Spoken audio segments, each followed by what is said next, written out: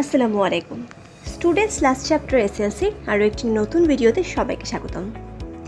দেখতে দেখতে সব ভর্তি পরীক্ষা কিন্তু একের পর এক শেষ হয়ে গেছে। যারা এখন পর্যন্ত কোথাও চান্স পাওনি, এই সংখ্যাটা নেহাতি কম না।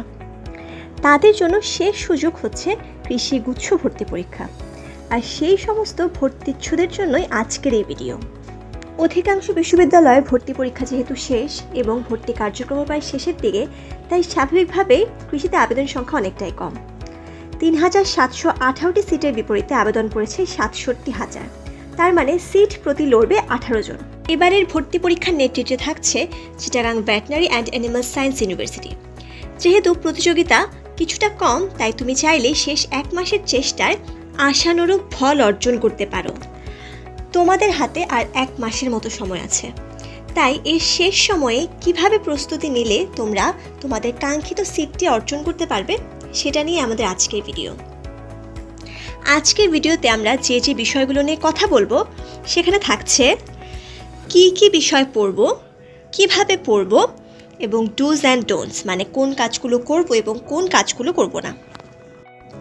চলো এবার আমরা একটা একটা বিষয় করে দেখে নিই। প্রথমে আসছে কি কি বিষয় পড়ব, তার মানে মানবন্টনটা কি। প্রতিবারের মতো এবারেও 5টা বিষয়ের প্রতি আমাদের প্রস্তুতি হবে: বায়োলজি, কেমিস্ট্রি, ফিজিক্স, ম্যাথ এবং ইংলিশ। তোমরা স্ক্রিনে দেখতে পাচ্ছ, ম্যাথে আমি রেড মার্ক করেছি কারণ আমাদের সবচেয়ে বেশি সমস্যা ম্যাথে থাকে। যেহেতু আমরা ম্যাক্সিমাম মেডিকেল অ্যাসপিরেন্ট, তাই ম্যাথটা খুব একটা প্র্যাকটিসে থাকে না।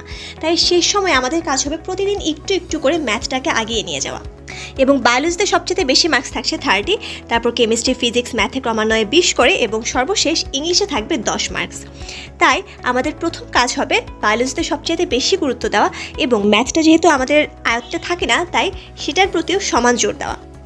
এবার আমাদের দ্বিতীয় বিষয় কিভাবে পড়ব। এর আগেও আমি কম্পিটিটিভ এক্সামে ভালো করার উপর একটা ভিডিও করেছিলাম, যেখানে আমি অনেক কিছু নিয়ে আলোচনা করেছিলাম। তবে আজকে সম্পূর্ণ ভিন্ন 3টি বিষয় নিয়ে আলোচনা করব। সেগুলো হচ্ছে প্রবলেম ফিগার আউট করা, রুটিন মেক করা এবং রিভিশন। এবার প্রথমে আসি প্রবলেম ফিগার আউট করা। এই জিনিসটা কি? এবার প্রবলেমটা বিভিন্ন রকম হতে পারে। এখানে আমি 2টা ভাগ করেছি প্রবলেমকে। একটা হতে পারে আমাদের মেন্টাল ইলনেস, এবং সেকেন্ডটা স্টাডি রিলেটেড প্রবলেম। এবার মেন্টাল ইলনেসটা যারা সেকেন্ড টাইমার আসে তারা হয়তো খুব ভালো করে রিলেট করতে পারবে, এবং এটা আমি খুব ভালো করে জানি কারণ আমি নিজে একজন সেকেন্ড টাইমার ছিলাম। তাই সেকেন্ড টাইমারদের ক্ষেত্রে ডিপ্রেশন, ফ্রাস্ট্রেশন অনেক বেশি কাজ করে, কারণ তুমি অনেক বেশি অবসাদগ্রস্ত। একের পর এক পরীক্ষায় হয়তো তুমি কাঙ্ক্ষিত ফলাফল অর্জন করতে পারোনি, তাই তুমি অনেক বেশি আপসেট, অনেক বেশি ডিপ্রেসড। এখন পড়তে বসাটা তোমার কাছে অনেক চ্যালেঞ্জিং। তাই এই জায়গা থেকে তোমাকে আগে ওভারকাম করতে হবে। এবং তারপর স্টাডি রিলেটেড প্রবলেম, মানে তোমার যদি চ্যাপ্টার ভিত্তিক কোনো সমস্যা থেকে থাকে, সেই কনসেপ্টগুলো আগে তোমাকে ক্লিয়ার করে নিতে হবে। এর জন্য তুমি ইউটিউবের সহায়তা নিতে পারো। আমাদের ইউটিউব চ্যানেলেও ইনফ্যাক্ট এনাফ রিসোর্সেস আছে, বিভিন্ন টিউটোরিয়াল আছে, বিভিন্ন শর্টকাট টেকনিক আছে, তুমি চাইলে সেখান থেকেও সাহায্য নিতে পারো। এবার আসো, তুমি তোমার ডিপ্রেশন কিংবা ফ্রাস্ট্রেশনটাকে কীভাবে ওভারকাম করে স্টাডি টেবিলে বসবে এবং পড়াটাকে কন্টিনিউ করবে শেষে এক মাস। এটার জন্য আমি খুব চমৎকার 2টা ওয়ের কথা বলবো। একটা হচ্ছে স্টাডি উইথ মি, এবং সেকেন্ডটা হচ্ছে পজিটিভ অ্যাডিকশন। স্টাডি উইথ মিটা আমার ক্ষেত্রে খুব চমৎকারভাবে কাজ করেছিল, এবং এখনও বিশ্ববিদ্যালয় জীবনে আমি এই টেকনিকটা কাজে লাগাই। সেটা হচ্ছে যখন তুমি একেবারেই পড়তে পারছো না, কোনোভাবেই কনসেন্ট্রেশন পাচ্ছ না, সেক্ষেত্রে তুমি ইউটিউবে স্টাডি উইথ মি লিখে যদি সার্চ দাও, দেখবে যে অনেক ধরনের ভিডিও আসে। 2 ঘন্টা, 3 ঘন্টা কিংবা 4 ঘন্টা ধরে একটা মানুষ টেবিলে বসে পড়াশোনা করছে। তো আমি যখন পড়তে পারতাম না, এবং স্টিল এখনও যখন আমি কনসেন্ট্রেশন পাই না, আমি কি করি, এরকম একটা ভিডিও চালু করে দিই, এবং ভাইবটা এরকম হয় যে কেউ একজন পড়ছে আমার সামনে। সামহাও ওই জিনিসটা আমাকে খুব মোটিভেট করে যে তুমিও পড়ো। জিনিসটা একটা স্টাডি পার্টনারের মতো কাজ করে, যে আমার বন্ধু পড়ছে তাহলে আমিও পড়ি। জিনিসটা খুবই মোটিভেটিং লাগে আমার কাছে। জিনিসটা আমার ক্ষেত্রে কাজ করেছিল, এবং আমি চাইবো তোমরাও করে দেখো, হয়তো তোমাদের ক্ষেত্রেও কাজে লাগতে পারে। এবার দ্বিতীয় পয়েন্ট, পজিটিভ অ্যাডিকশন। আমার প্রিভিয়াস ভিডিওতে আমি অ্যাডিকশন নিয়ে কিছু কথা বলেছিলাম, যেখানে আমি জিনিসটাকে নেগেটিভলি প্রেজেন্ট করেছিলাম, কিন্তু আজকে আমি অ্যাডিকশনটাকে পজিটিভভাবে প্রেজেন্ট করতে চাই। এবার দেখো, সাপোজ তোমার পছন্দের কাজ হচ্ছে ড্রামা দেখা, কিংবা তুমি গল্পের বই পড়তে খুব পছন্দ করো, বা ভিডিও গেম খেলতে খুব পছন্দ করো। এবার যখন তুমি স্টাডি টেবিলে যাচ্ছ, তুমি 25 মিনিট পড়বে, এবং 25 মিনিট পড়ার মোটিভেশনটা হবে এই যে এরপরের 5 মিনিট আমি ড্রামা দেখব, কিংবা আমি গল্পের বইটা পড়বো, বা আমি 5 মিনিট ভিডিও গেমস খেলবো।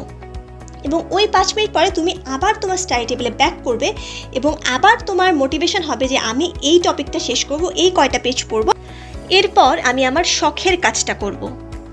আমাদের সেকেন্ড পয়েন্ট ছিল রুটিন।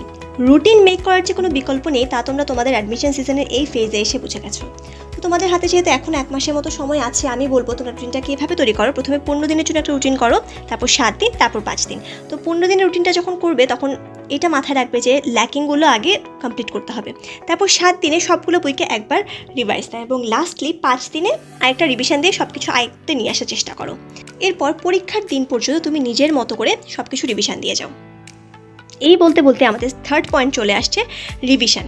তো রিভিশনের কথা বললেই যে কথাটা চলে আসবে সেটা হচ্ছে পরীক্ষা দিতে হবে, অনেক বেশি পরীক্ষা দিতে হবে, প্র্যাকটিস করতে হবে। Practice makes a man perfect. পরীক্ষা না দিলে তুমি তোমার ভুলগুলো বুঝতে পারবে না। নিজের ভুলগুলো শুধরানোর জন্যই তোমাকে কি করতে হবে, অনেক পরীক্ষা দিতে হবে এবং সেগুলো ভালো মতো ইভ্যালুয়েট করতে হবে, মানে ভুলগুলো জানতে হবে। পরীক্ষা দিয়ে শুধু রেখে দিলে হবে না, কিন্তু পরীক্ষায় কী ভুল করছো সেগুলো তোমার মাথায় রাখতে হবে। চাইলে একটা ছোট নোটবুক তৈরি করতে পারো যেখানে শুধু তুমি তোমার ভুলগুলো লিখে রাখবে এবং প্রতিদিন যদি একবার করে সেটা খাতাটা পড়ো সেক্ষেত্রে কিন্তু মাথায় গেঁথে যাবে যে কী ভুল তুমি করেছো। আচ্ছা, এবার দেখো, তোমরা এ পর্যন্ত অনেক ভর্তি পরীক্ষায় দিয়েছো এবং অনেক অভিজ্ঞতা অর্জন করেছো, অনেক ভুল নিজের চোখে দেখেছো। এখন এই পর্যায়ে এসে একটা কথা তোমরা বলতেই পারো যে শুধুমাত্র পরিশ্রম করে কিন্তু চান্স পাওয়া যায় না, শুধুমাত্র আত্মবিশ্বাস থাকলে একটা সিট তোমার হতে পারে না। তোমার নিষ্ঠা, প্রচেষ্টা, আত্মবিশ্বাসের সাথে যে জিনিসটা সবচেয়ে বেশি ইম্পর্টেন্ট সেটা হচ্ছে ভাগ্য। ভাগ্য যদি তোমার সহায় হয় তাহলেই কিন্তু তুমি একমাত্র তোমার কাঙ্ক্ষিত ফলাফলটা অর্জন করতে পারো। সব শেষে যে কথাটা বলতে চাই সেটা হচ্ছে নিজের যত্ন নিতে হবে। যদি তুমি সেকেন্ড টাইমার হয়ে থাকো সেক্ষেত্রে তোমার ক্ষেত্রে এই কথাটা অনেক বেশি প্রযোজ্য, কারণ বারবার তোমার মন ভাঙতে এখন হয়তো তুমি কোনো শক্তিই পাচ্ছ না পড়তে বসার বা আবার স্বপ্ন দেখার। তাই নিজের যত্নের জন্য যা কিছু প্রয়োজন সেগুলো আগে করো। হতে পারে ক্লিনলিনেস বা মেডিটেশন বা প্রেয়ার বা প্রপার স্লিপ তোমাকে একটা সুস্থ জীবন দিতে পারে। তাই নিজেকে ভালোবাসো, নিজের প্রতি অবহেলা করো না। তোমাদের জন্য অনেক দোয়া এবং শুভকামনা। শেষের এই কটা দিন যদি একটু কষ্ট করে ধৈর্য ধরে লেগে থাকতে পারো, আশা করি সৃষ্টিকর্তা তোমাদের নিরাশ করবেন না। আজকের এই ভিডিওতে যে বিষয়গুলো নিয়ে কথা বলেছি, আলোচনা করেছি, আশা করি তোমাদের কাজে লাগবে। আল্লাহ তোমাদের সহায় হোক। Keep studying and stay blessed. So that's all for today. Thanks for watching. If you like the video, please subscribe our YouTube channel Students Last Chapter SLC. Assalamu alaikum.